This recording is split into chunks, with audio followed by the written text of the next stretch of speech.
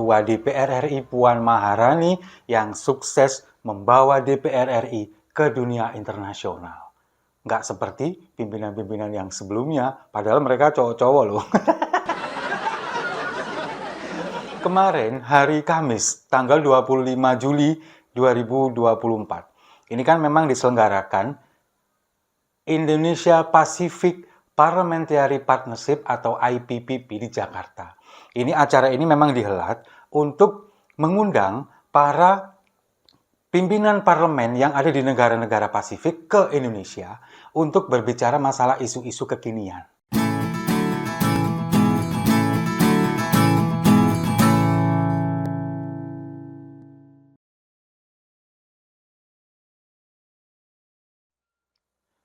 Salam damai untuk Indonesia, berjumpa lagi bersama saya, Papa Dimas.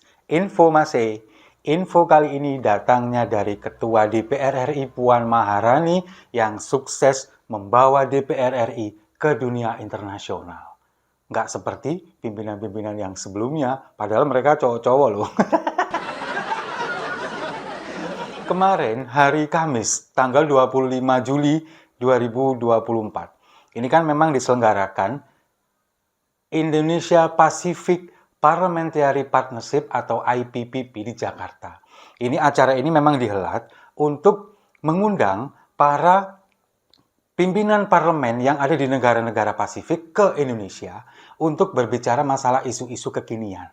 Nah, ini kan sidang yang kedua. Sebelumnya itu tahun 2018 juga ada di Indonesia, di Jakarta. Karena memang ini adalah inisiasi dari DPR RI. Kemudian ini memang dikhususkan untuk negara Indonesia dan negara Pasifik, negara-negara kepulauan yang ada di Lautan Pasifik, negara kecil-kecil itu. Nah, ini kan memang membahas isu-isu kekinian, apalagi sekarang ini karena Indonesia, DPR RI ini dipimpin oleh seorang perempuan bernama Puan Maharani. Ini kan kemudian banyak sekali isu-isu tentang gender, isu-isu tentang partisipasi wanita dalam dunia politik, apalagi wanita yang memegang jabatan publik. Dan itu pun kemudian membuat Puan Maharani mendapatkan pujian dari parlemen negara-negara Pasifik dan kemudian membawa parlemen Indonesia atau DPR RI ini menjadi namanya melambung di dunia internasional. Dan itu baru terjadi di era Puan Maharani menjabat. Sebelum-sebelumnya yang cowok-cowok itu seperti Fadlizon dan kawan-kawan belum pernah, apalagi Setia Novanto. Baru sekarang ini. Nah, ini kan kemarin memang Mbak Puan ini dalam pembukaannya itu kan mengatakan bahwa di Indonesia, kemudian di negara-negara Pasifik, itu sangat penting membuka peluang bagi perempuan untuk berpartisipasi dalam dunia politik, apalagi memegang jabatan publik seperti Puan Maharani. Dan itu pun mendapat apresiasi dari negara-negara Pasifik. Salah satunya adalah negara Tonga. Tonga itu adalah negara kecil di Pasifik. Mereka ini mempunyai anggota parlemen perempuan itu cuma 1 orang. Dan itu dia tidak memegang jabatan yang strategis. Sementara di Indonesia itu ada Mbak Puan Maharani sebagai ketua yang baru satu-satunya ketua DPR RI yang perempuan dan baru pertama kali. Dan buktinya sukses. Itu yang kemudian ingin diakomodir, ingin diduplikasi oleh negara-negara di Pasifik ini. Bahwa perempuan-perempuan ini sebetulnya punya potensi. Tinggal kita, masyarakat ini kemudian mendorong bagaimana perempuan ini berpartisipasi di dunia politik, kemudian punya jabatan publik, dan bisa ikut andil dalam mengambil keputusan-keputusan penting. Seperti Mbak Puan contohnya. Dulu kan memang sempat diremehkan Mbak Puan ini. Kira-kira bisa nggak ya menjadi seorang ketua DPR RI? Tapi ternyata sekarang buktinya bisa. Banyak sekali fungsi legislasi dari DPR RI yang sukses, yang kemudian berjalan dengan baik. Salah satunya adalah yang terbaru, Undang-Undang KIA, Kesehatan Ibu dan Anak, yang terlahir dari seorang ketua DPR RI yang seorang perempuan, yang paling tidak dia dulu pernah mengalami hamil, pernah mengalami melahirkan, pernah mengalami menyusui. Itu kan dilakukan sendiri oleh Mbak Puan pada waktu itu. Itu yang kemudian melahirkan Undang-Undang Kesehatan Ibu dan Anak, lahir dari seorang perempuan yang merasakan sendiri. Dulu mungkin ketika ketua DPR RI-nya bukan Mbak Puan, itu mungkin sudah ada wacana. Tapi karena ketua-ketuanya ini adalah para pria yang tidak merasakan sendiri, mungkin akhirnya itu dikesampingkan. Tapi ketika hadir seorang Puan Maharani, kemudian dia adalah seorang perempuan, seorang ibu yang pernah hamil, pernah menyusui, melahirkan, akhirnya ini didorong untuk menjadi undang-undang demi untuk kesehatan ibu dan anaknya. Bahkan tidak hanya itu, sang suami yang harus mendampingi istrinya saat melahirkan itu kan juga terkena dampaknya. Nah, itu yang kemudian menjadi acuan kita sebagai masyarakat Indonesia. Kalau misalkan pimpinan di Dewan, pimpinan di parlemen ini adalah orang yang tepat, maka akan melahirkan undang-undang, legislasi itu yang tepat juga seperti yang dilakukan oleh Mbak Puan, dan itu yang ingin ditiru, ingin diakomodir oleh negara-negara lain, bahwa mereka ini kemudian mengatakan di Indonesia ini sebetulnya demokrasinya sudah bagus. Banyak sekali perempuan-perempuan yang menduduki jabatan publik penting seperti ketua DPR RI, kemudian anggota parlemen lainnya, ketua fraksi mungkin, lalu kemudian juga menteri-menteri. Sementara di negara-negara Pasifik ini, itu mereka masih belum ada yang seperti itu. Karena mungkin mereka juga negaranya negara kecil, kemudian juga jumlah perempuannya mungkin terbatas, apalagi jumlah perempuan yang berminat untuk masuk ke dunia politik, kemudian nggak cuma itu. Selain perempuan yang masuk ke dunia politik juga punya kapasitas, punya integritas tentang masyarakat ini. Itu yang mungkin belum dimiliki oleh negara-negara lain.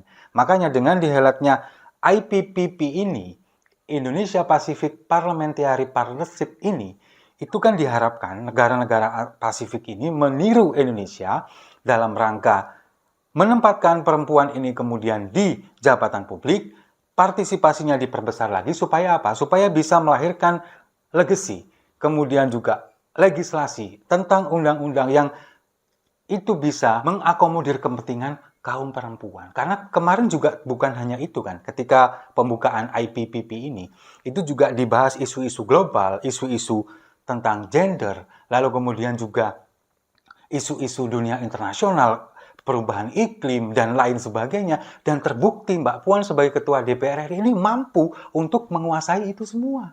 Nah, ini yang ingin mereka contoh. Negara-negara Pasifik ini ingin belajar, istilahnya, belajar dari Indonesia. Kok bisa Indonesia ini, ya mungkin mereka menyadari bahwa Indonesia ini adalah negara besar dengan jumlah penduduk yang sangat banyak, bahkan sampai hampir 300 juta, pasti punya, menelurkan tokoh-tokoh, apalagi tokoh-tokoh perempuan yang berpotensi, kemudian juga bisa menjabat di pejabat publik, kemudian punya pendidikan yang tinggi, punya pemikiran yang luas, salah satunya ya Mbak Puan ini. Dan di negara-negara Pasifik ini juga sangat berharap bahwa negara Indonesia ini kemudian bisa mengajak mereka semua, negara-negara yang ada di Pasifik ini, untuk bisa bersama-sama memajukan masyarakatnya, terutama di wilayah Indonesia dan wilayah Pasifik. Karena kita sebetulnya secara geografis itu hampir sama. Negara kepulauan, sama-sama negara kepulauan, kemudian terletak di perairan, lalu kemudian juga terpisah-pisah pulau-pulau kecil dengan pulau-pulau besar yang harus itu dirangkul oleh orang-orang yang benar-benar berkompeten, dan itu kemudian dibuktikan oleh Ketua DPR RI kita Mbak Puan Maharani. Memang kalau kita melihat sempat ada keraguan dulu, semacam diremehkan begitu. Mampu nggak ya Mbak Puan ini nanti memimpin DPR RI dengan kompleksitas partai politik, kompleksitas fraksi-fraksi ini, apakah bisa? Kenyataannya kan bisa sekarang. Dengan berbagai macam polemik tentunya terjadi, itu hal yang wajar, hal yang biasa. Karena banyak sekali kepala, banyak sekali pemikiran, berbeda kepentingan, berbeda fraksi, berbeda partai politik. Tapi kenyataannya bisa membawa DPR RI kita menjadi yang lebih baik daripada DPR-DPR yang sebelumnya. Meskipun kalau kita melihat sekarang, Mbak Puan ini kalau boleh dibilang, kalau boleh saya dibilang, ini adalah duplikat dari Ibu kita Kartini. Seperti lagu ya. Meskipun tidak, masih jauh lah. Kalau dibilang masih jauh seperti Bu Kartini. Tapi paling tidak ada semangat yang dibawa. Kemudian juga ada ide-ide yang kemudian juga mencerminkan itu semua. Ya tidak terlalu berlebihan kalau kita mungkin tidaklah kalau untuk mensejajarkan dengan Bu Kartini, tapi semangat itu ada, kemudian ide-ide itu ada demi kepentingan kaum perempuan yang ada di Indonesia, terutama untuk masalah dunia politik, kemudian juga partisipasinya dalam pejabat publik. Dan itu kalau misalkan kita melihat sosok Mbak Puan ini sekarang berharap di periode berikutnya nanti bisa jadi ketua DPR RI lagi.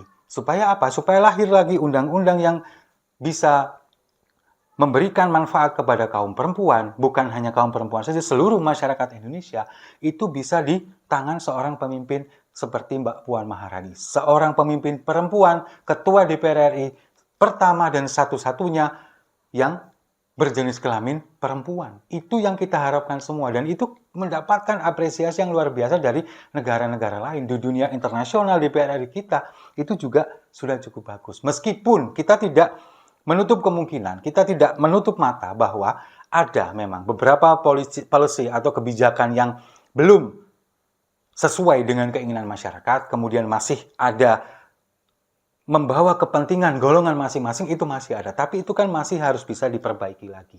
Dan itu bisa diperbaiki kalau misalkan nanti di periode berikutnya Mbak Puan menjadi ketua DPR RI lagi. Apalagi misalkan dengan kondisi seperti ini, Mbak Puan menjadi ketua DPR RI, bisa lagi diperkuat kalau nanti misalkan Mbak Puan menjadi ketua umum PDI Perjuangan dan menjadi the next Megawati Soekarno Putri. Setuju ya? Kalau setuju, mari kita minum kopinya sama-sama untuk Mbak Puan.